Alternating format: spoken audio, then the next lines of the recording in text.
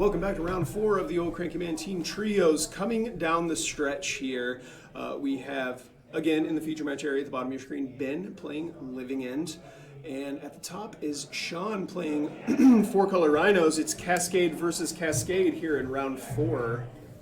So Sean has something interesting that I haven't seen, at least here at the OCM level yet. He is a 4-color deck, so it's 4-color, no white. And he's playing Halo Forager. Okay. So Halo Forager, 3/1 flyer. When it comes into play, you can cast an instant or sorcery from the graveyard by paying X. Yeah. So it lets you recast your Crashing Footfalls for free. Yeah. Basically, like redundant copies of the what is it called? The Shardless Agent. Except Halo Forager has flying. Yeah. It's something you see a little bit of every now and then in the older formats, notably with Ancestral Recall style decks. Yep. Pretty interesting inclusion in general. Yeah, once again, I have heard of this sort of thing before, but I haven't actually seen it in action, so can't wait to see what happens here. Ben did tell me as we were getting set up here, he said, I hope I draw better this time. Yeah. Well, I've not watched a lot of this matchup, but I think probably Living End is a little bit advantaged here. Is it in most scenarios? Yeah, I would be inclined to think so. Again, not a professional by any stretch of the imagination, but Rhinos is going to typically try to take the play no matter what because they have Gemstone Caverns in their deck, so they can start cascading sooner, I think, but. Living End's Cascades are way more powerful because they don't just put 4/4s into play, or 2 4/4s into play. Right. They put, a pile of creatures into play. And although those Rhinos do have trample, there's nothing significant about them. They're just 4/4s. 4/4 dudes, yeah. Yeah. Yeah, absolutely. That being said, I feel like the interaction that's available to the Rhinos deck is quite a bit better. They have Brazen Borrower, they have, what is it called? The red split card. It's 1 mana to Dead Gone, yeah. And here's a prime example of that. So you see Sean here just effectively taking the play back. He has a Gemstone Caverns on the first, before the game even starts. Even though he's on the draw, he still gets to be on the play. Right. Yeah, that and the Lorien reveal was kind of what brought this deck back. It was kind of out of favor for quite a while, but yeah. Lorien revealed also a really, really sweet addition to it. Just lets them play less lands, and then when they get into those long game situations where there's parity, Lorien revealed it's just Ancestral Recall. Yeah. Yep. Pretty. It's a perfect fit for the deck. It pitches to those force negations too. It fills a lot of roles.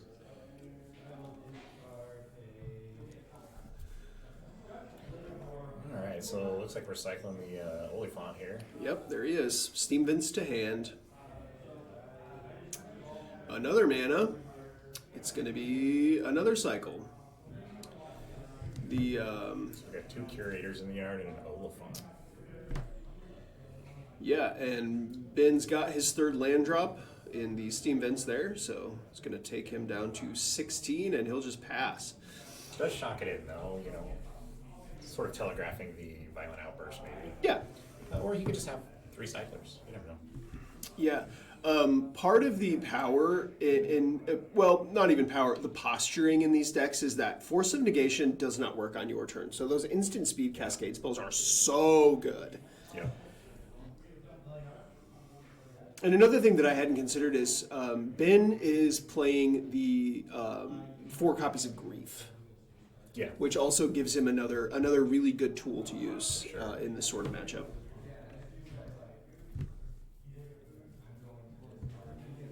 Maybe we have a little bit of a judge call here at the table. Players just discussing a situation. Again, this is a team event, so teams of 3, team trios, Pioneer, Modern, and Legacy. There is oftentimes a lot of communication back and forth between players, and especially if a judge gets involved, things can eat up that clock real quick. Yeah. Something I've learned covering these events is that the team trios, they tend to take a lot longer to get finished. It can certainly happen. You'll if you walk around the room, at the half point of the round, you'll see some players done, and they're just sitting there, essentially helping play the other deck. Yep. All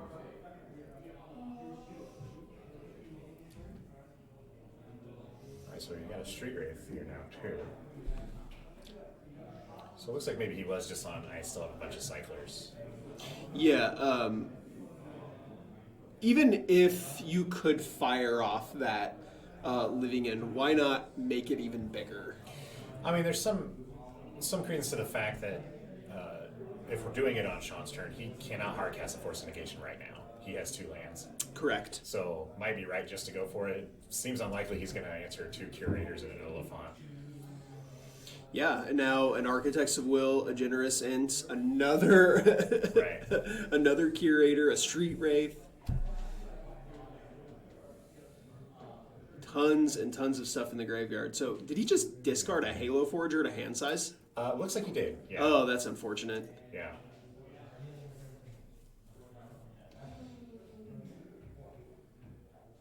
Maybe this is... No, you don't have to cast from your graveyard with this Halo Forger.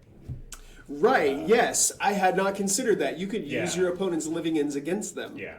Oh, wow. That's So fun. maybe that's That's fun. I highly doubt Sean went up to hand size just to discard it for that purpose, but Hey. yeah.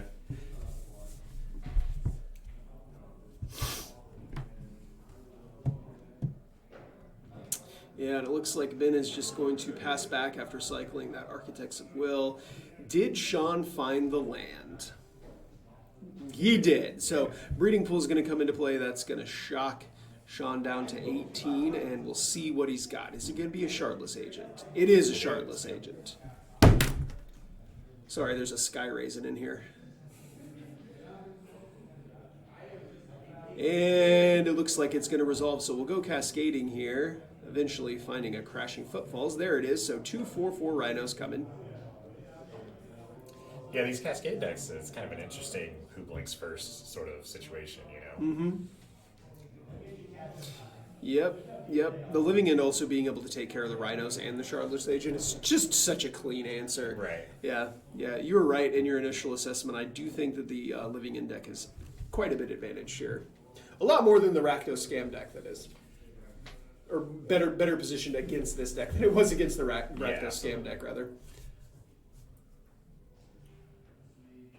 Ben is going to need to find a Cascade card. He's going to be dead very quickly. Yes, that is 10 power. With only 14 life, it will not take long to end it. So he's shotgunning a Steam Fence here.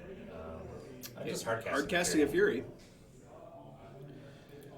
Fury is one of these cards that does a pretty good job of answering footfalls, because it trades in combat with one Rhino, shoots the other one down. Yep.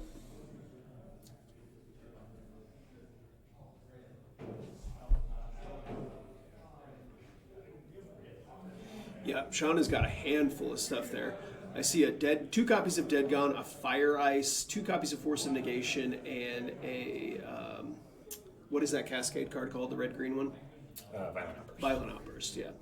So Sean's creatures are going to get into the red zone here. Looks like Fury is going to block the Rhino, and what does he have to say about this? So it gives creatures +1/+0, right? It does, yeah. Okay, so the Rhino will now be a 5 power creature.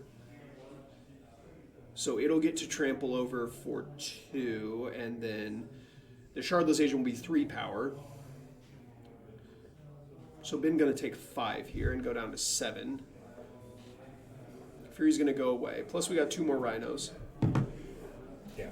I believe the Violent Outburst also gives first strike to the Rhino. So... Oh, wow. maybe not. Maybe not. No. I think it's just +1/+0 for Violent Outburst, yeah. Pass back right over to Ben here.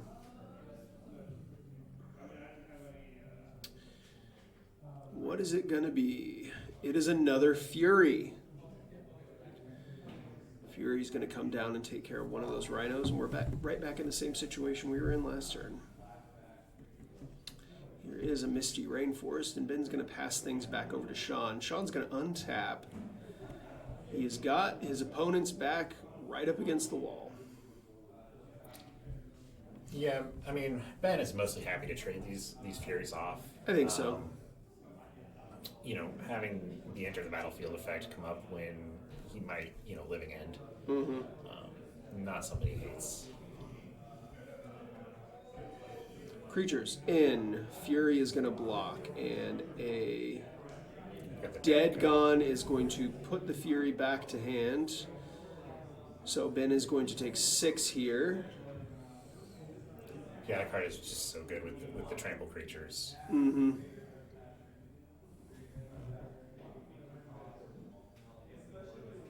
What does he have available to him? He has quite a few cards in hand. We can cast the Fury again, obviously. Right. Which answers one of the Rhinos, and then, of course, we know that Sean has another Dead Gone in his hand. He does, yes. So evoking the Fury now, pitching a Fury. That'll take care of the Rhino.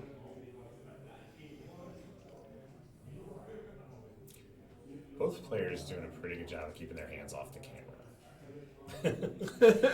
Yeah, hard to tell what they've got there when they don't let us know. That's okay, though. Yeah. Right now we know Sean has at least one Force of Negation, another Dead Gone.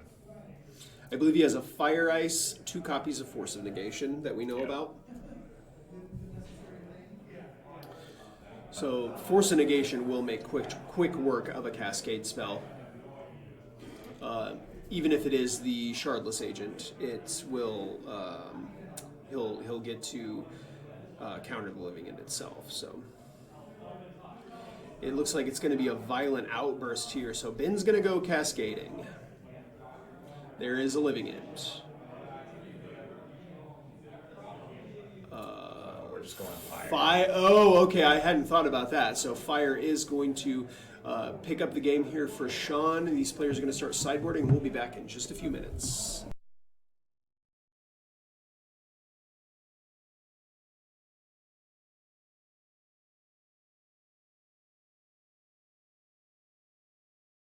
And we're back. These players are getting shuffled up for game 2 here. We've got some notes on how they sideboarded. Jeremiah, tell me what's going on with Ben's deck. So Ben cut, he shaved a few things. He shaved a Living Death again. He did shave a Fury. 2 of his Waker of the Waves and 3 Shardless Agents came out.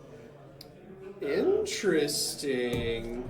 Yeah, in exchange, he brought in 4 Brazen Borrowers, 1 Foundation Breaker, and 2 Force of Vigors. So, similar kind of thing. He's just looking to get a little bit more grindy. Taking out the Shardless Agents, though, seems wild to me that he's going down on so many Cascade spells.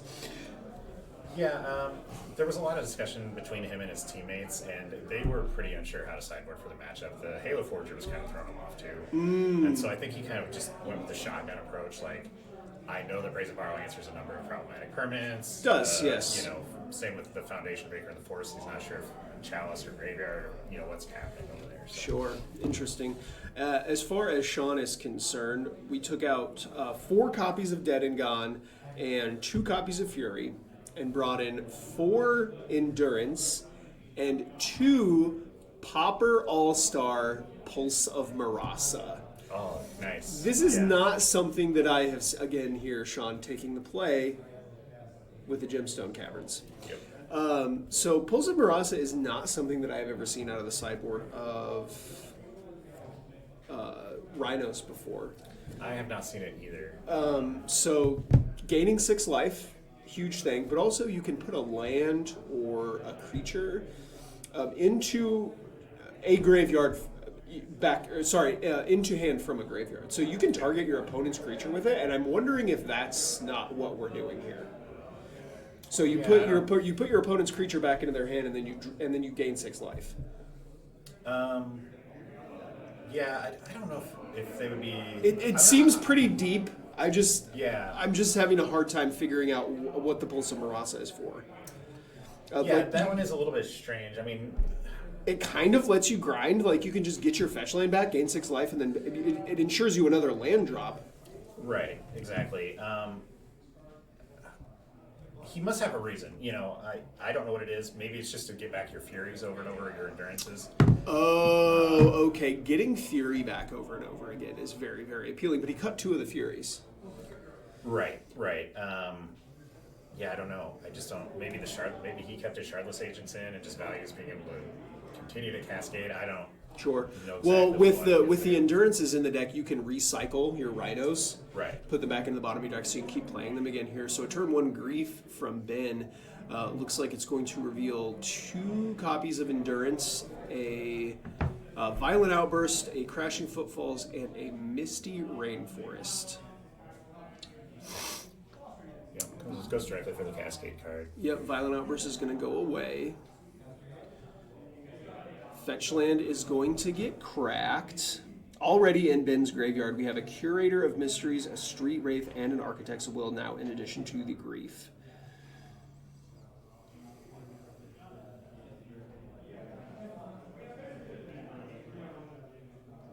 Yeah, on your side, the players may have been discussing they were unsure how to sideboard for the matchup. I did hear some talk about Halo Forager being able to steal the living end out of their own graveyard, and Ben, there was a resounding "oh" from Ben. That might be one of those cards I might have played a little closer to my chest if I were sideboarding right there. But, Yeah. The discussion was had for sure. And so Ben is aware. Now Ben does have 3 endurances in his sideboard. Did not bring them in. Well, I don't know that they seem super great here. Obviously, you can recycle your own graveyard. Right. It doesn't trade with a Rhino. And recycling their graveyard doesn't seem particularly good. Yeah, unless you're specifically worried about that Forager. Sure. Yeah, it does have some play there. Yeah. But again, Ben's side of the table, they weren't really very sure how this matchup works. Yeah, and I mean, I'm also unclear of how one is supposed to sideboard in the matchup. Yeah, me too. I've never played living into my life. Looks like I'm just going to flash in a Brazen Borrower here. See if Sean's got anything to say about that. Did take out the majority of the hard removal spells. All 4 of the Dead and Gones and 2 of the Furies are gone. Brazen Borrower going to hit the red zone.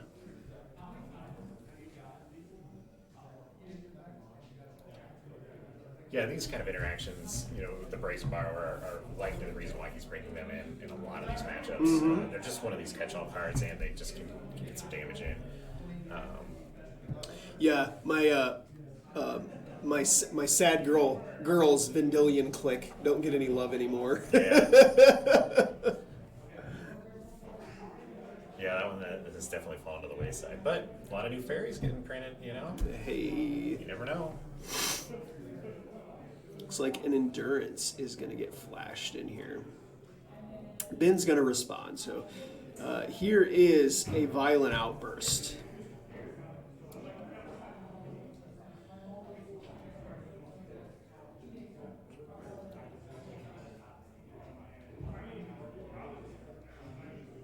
And there's Living End.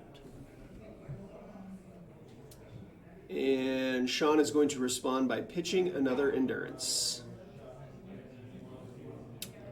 So it looks like Ben's graveyard is going to go away. The upside of this is that it is going to take care of Sean's 2 creatures in play. Yeah.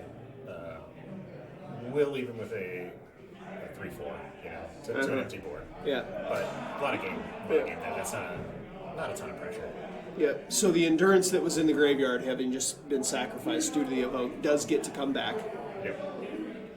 And we will pass back over to Sean. Sean's going to untap and take a draw step.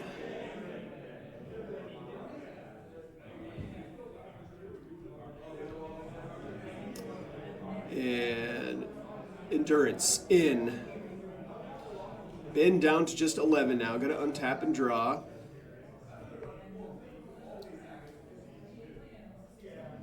Cycling an Oliphant.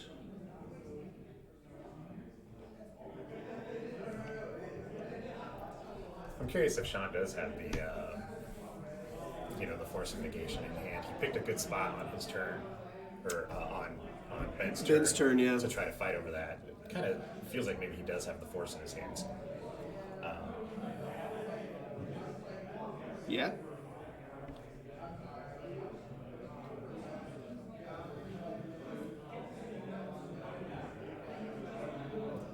Ben just going to play the Steam Vince tapped, and it looks like we're going to head back over to Sean here. Maybe a little upkeep action. It looks like Violent Outburst is going to reveal a living end. Sean says Force of Negation. Just going to hardcast that. Yeah. So he did have it.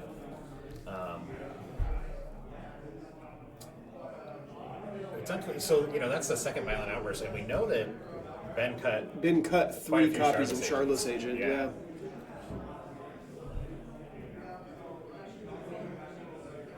It looks like a Fury and a Fire Ice.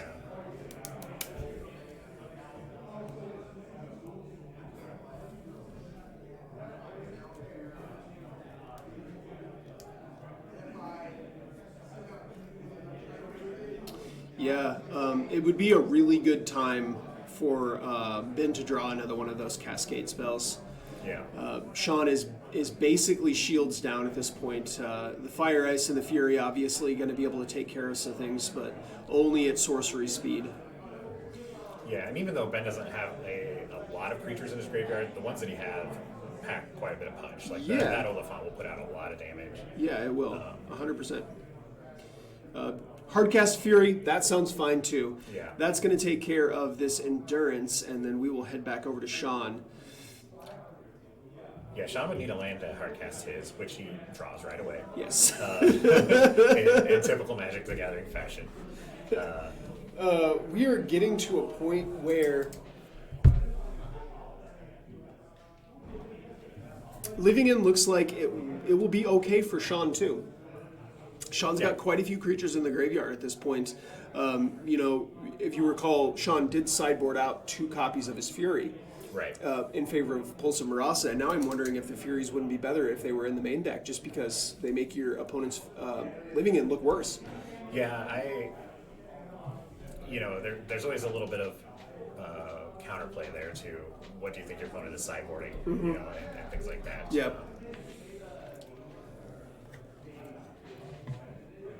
So Sean's Fury is going to come down and take care of Ben's Fury.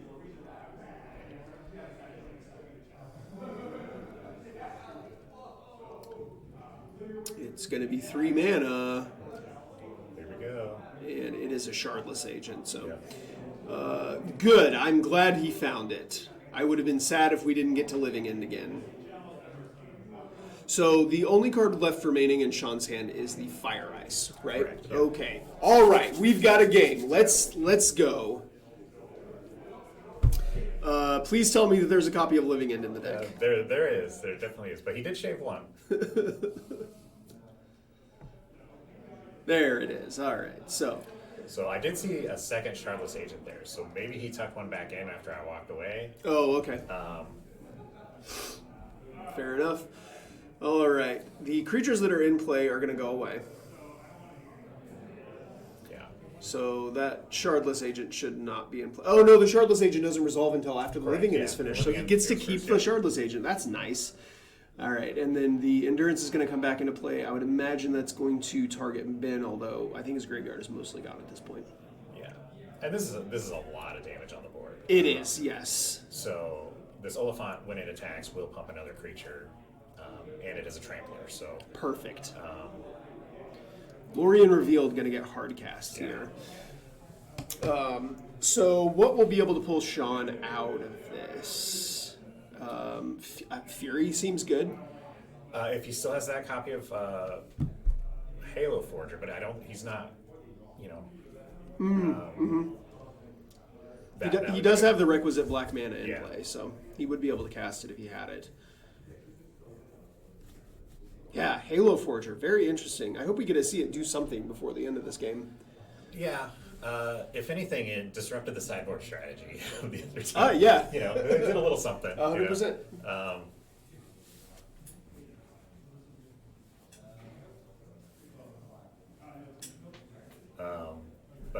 This Fury absolutely cannot go unblocked this turn, I don't believe, with the Oliphant attacking with it. Yeah, no, so it'll pump it up to a 4/4, and then we'll have, what, 6, That's 10? plus 2 plus 0. Oh, +2 +0. Yeah, so it'd be a 5/5 double striker. Just plus the 6 damage from the Oliphant itself. Yeah. And then, Yeah. and we're then going to game the 3. the brazen borrower on top there with flying. All right, good. We finally got to see Living End win a game. Now, let's see him do it again. We'll be right back in just a few minutes with game 3.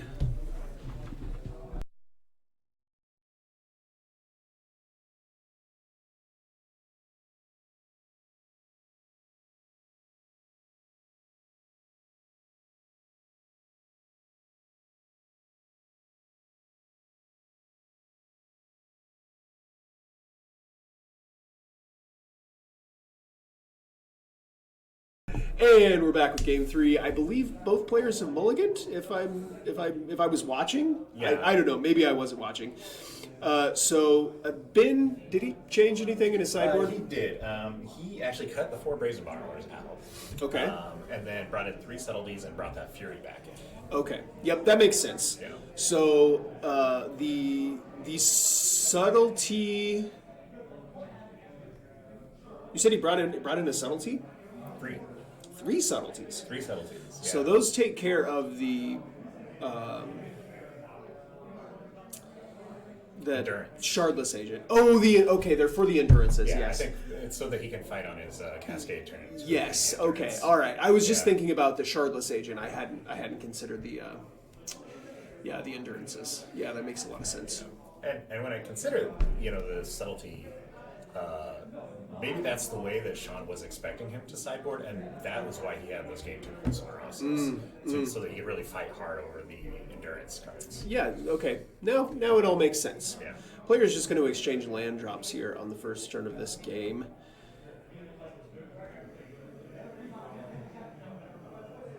Interesting. Yeah, our group evaluated pretty early on that like subtlety might be the least impressive of all 5 of them, but it's also the best counterplay to all the other 4. Yeah. So, having access to subtlety in an evoke elemental mirror, I think is a very good play. Yeah. Yeah, all right. So a Xander's Lounge, and now a Breeding Pool is going to come into play tapped. Looks like Sean will just pass back over to Ben. Ben's going to crack the Misty Rainforest. It's going to be a Breeding Pool. He's got all the cool lands, I don't know if you have looked, but the entire 4-color Rhinos deck is also foil. Oh, nice. Yeah, the entire A thing. dedicated Rhinos player. Yeah. It's a very pretty deck. Yeah, that is one of the really fun things about Modern. A lot of access to the cards, and you can really take your deck the way you want to go. Yeah. Visually, Yes. And you can build towards it too, because changes to the format don't happen very often. And even if your beloved archetype gets pushed out, it's still there. Yeah. Yeah, if you get pushed out of S tier down to B, you still have a lot of game. Yeah, 100%. Yeah, the delta in between the tiers is very slim. Yeah. All right, so we just cycled the Generous Ent and then untapped. Ben's turn 2 here. Looks like it's going to be a Stomping Ground, and just going to pass over. No, we're going to think about it.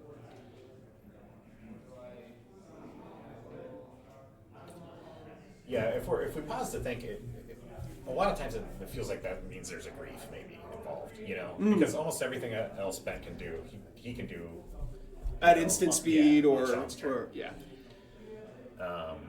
So the pause there maybe telling us a little bit about what Ben has in hand, but He did just pass, and then Sean also passed. No land drop, just drew a card, passed back. At the end of the turn, just going to cycle this Generous End. Another force into hand for Ben. It's going to be a basic.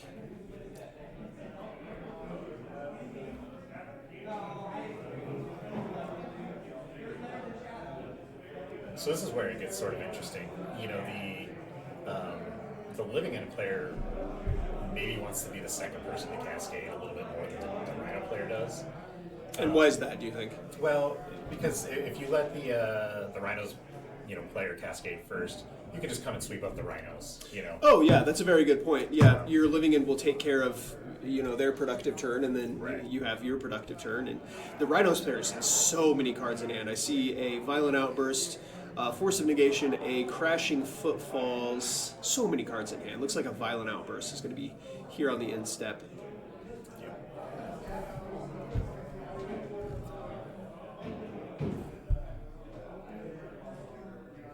And this puts Ben in a tough spot because Force Negation is on. Yes. But if he lets him untap, he's really going to struggle to do anything on his turn. Mm-hmm. So good timing from Sean again. Yeah, this is a very complicated matchup. Not one that I don't think I would want to play this. There's so much posturing involved. So the Waker of the Wave is going to get cycled. The Street Wraith will go to the graveyard. And now the Violent Outburst resolves. Crashing Footfalls right on top. Didn't even have to look for it. 2 Rhinos come in.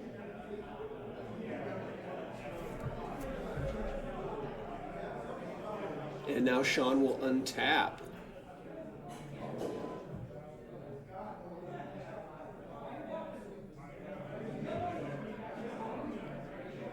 Eight damage in the red zone. Ben is down to just 7 life. Oh, that is a Prismari command. That's that other card there.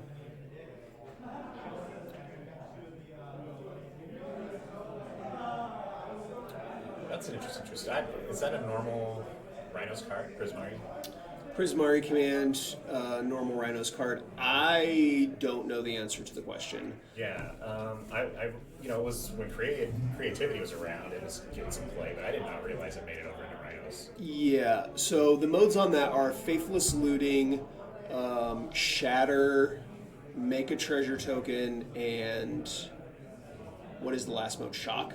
Yeah, it's got to be a damage ability. Yeah, because you can Shatter Shock, Yeah. just like you can with Kolaghan's command. Yeah. The Make a Treasure mode is the mode that, it's the reason why it was so good in that creativity deck, because it gave you permanence to target with your Indomitable creativity.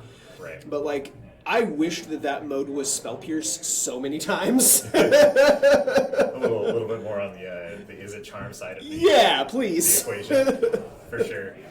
The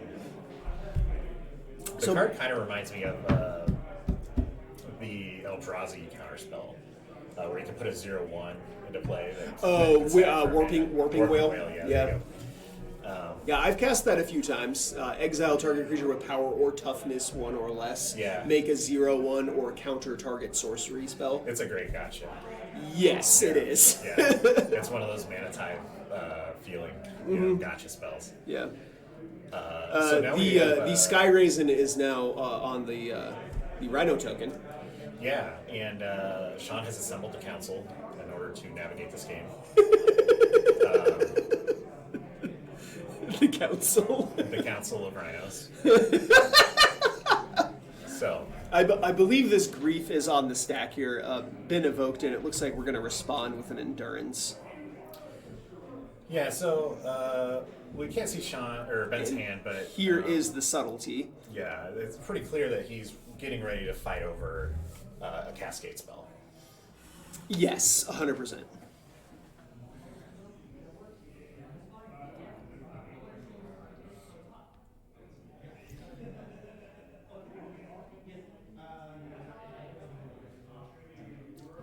This endurance turning into a rubber band elemental. Came back and snapped you in the face. Yeah, just I believe the subtlety is resolving. We're just trying to decide whether or not the endurance should go on the top or the bottom. it is an interesting decision because of the Prismari command. Yeah. You know.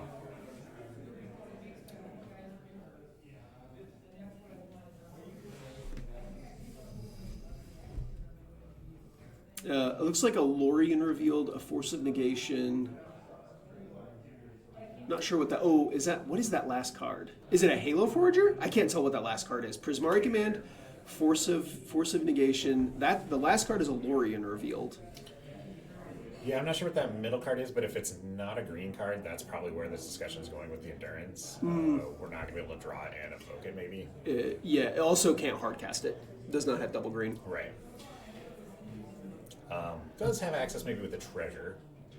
Oh, it's a Steam Vince. That's what that other card is. Oh, okay. Oh, you can. Yeah, you can always tell with that signature down at the bottom. It's a land, you know. Yeah, it's got the Rob Alexander signature on it. Very iconic signature.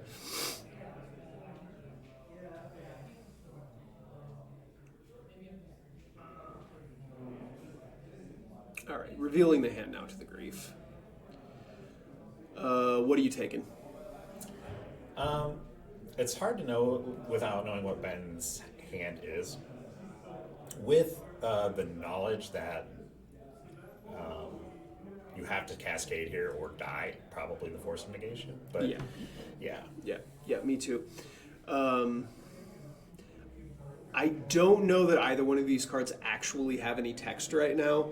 The Prismari commands, I suppose it could, loop some creatures into your bin. Like maybe you draw Fury off the top of your deck and you're able to put it into your graveyard.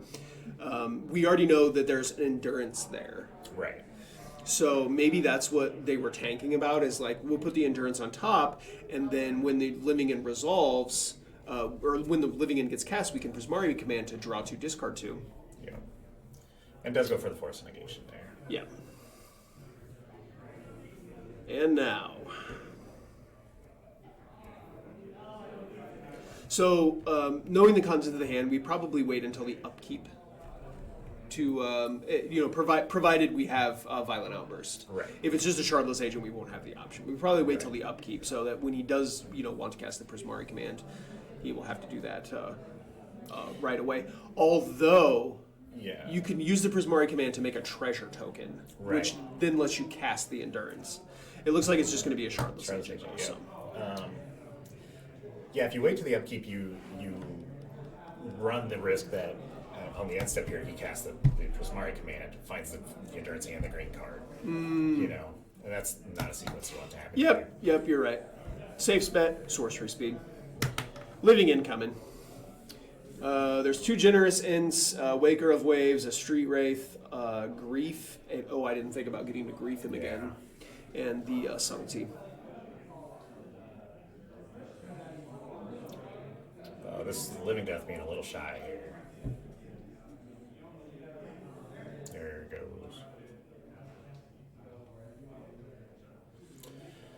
goes. So he has to hope to hit green card in addition to his Endurance. Yeah, that's the only out, right? The desperation. I suppose he could also hit Force of Negation because he has the Lorien revealed in hand to pitch. Yeah, that's true. Has some outs for sure, and certainly a relatively high life total still. Yeah.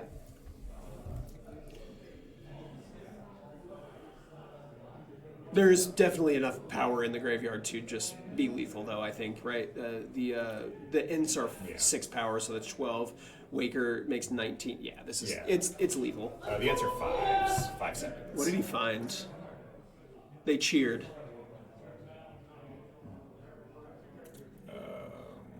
There's the Force of Negation. He hit the Force of Negation.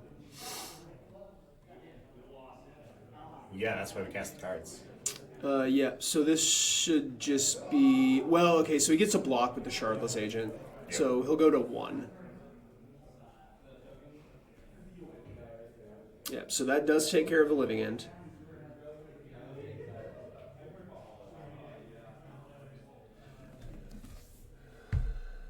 And then what is left remaining in hand for Sean? Some kind of removal spell will just make this game over. Yeah, I don't know that we saw... Well, so he discarded the Endurance and was it a breeding? Steam Vince. Steam Vince, okay, yeah. So he would have drawn the Endurance and the the Force of Lorien Negation. revealed? No, he pitched the Lorien revealed to the Force of Negation. Gotcha. So he does not have any cards in hand now, actually. Yeah. So if he top tips a removal spell, he can get the Shardless Agent out of the way. We'll have lethal, but as it stands right now, I think Ben gets at least one more turn.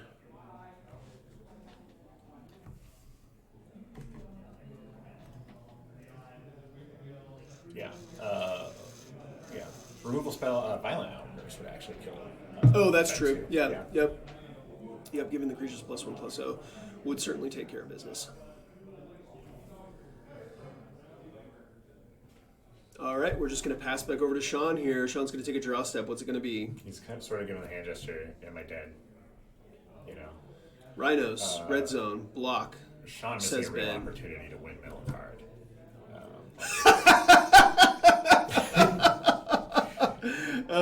Rip. That's funny. Ben's going to get a draw step. Let's see what he's got. 3 cards left in hand for Ben, I believe. And a violent outburst. All right. All right. Cockroach mode engaged. That's right. Here we Let's go. There is a living end. Everybody's going to go away. The grief is also going to show the card in hand. Yeah, now, Sean does have some creatures in his yard, you know, so... Yeah. Not just going to... Well, is it just the endurance? It looks to just be the endurance. Oh, well. Oh, is a land. Gotcha. Yep, the card in hand is a land, so... Oh. Oh, he did the windmill! he's pulsing. He's pulsing. So Pulse of Marasa going to get back a land, gain some life. He needs a Fire Ice. I believe Fire Ice is enough to do it. Yeah. Yeah. If he taps, Ben should also have 2 food tokens from the Ents coming into play. Hang on just a second. I will let them know. I'll be right back. Hey, Ben, you should have 2 food tokens. Yeah, from the ends. It's... Yeah, so these tokens, you know, if...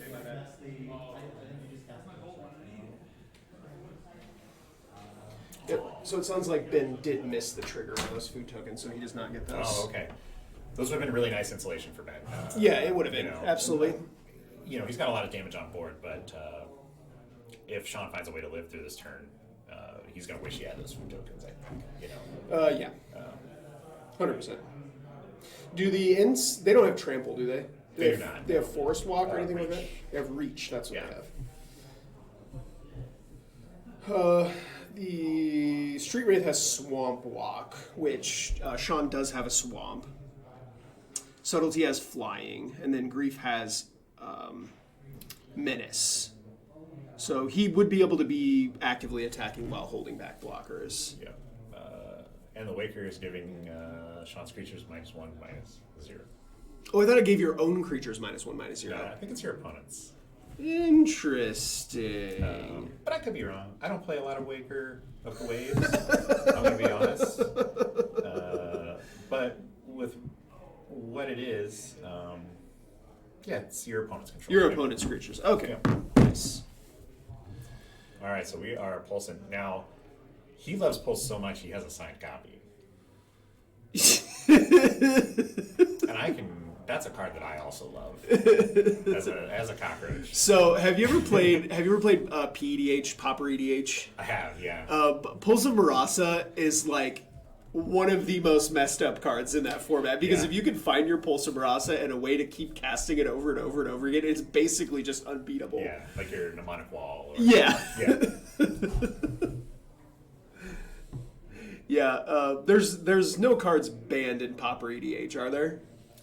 I have no idea. I don't say the version I played was pretty casual. I don't know if we would even know. Yeah, I don't know that there's any cards banned in Pauper EDH, but a conversation could definitely be made for Pulse of Marasa. So there's the end of that game. Yep, I believe Ben picked that one up there. Yeah. That game was crazy. That was a very, very close game, and it was a pretty good match in general. You can tell both people are pretty familiar with their decks, Yeah. even if not necessarily familiar with some of the corner case cards, you know, Yeah. maybe the Pulse and the Halo Forger are things that Ben has not seen before on the other side of the table.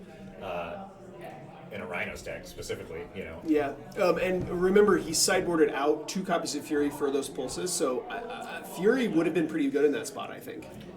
Yeah, just knocking that, any way to knock out that one Shardless Agent would have won the game. Yeah. You know?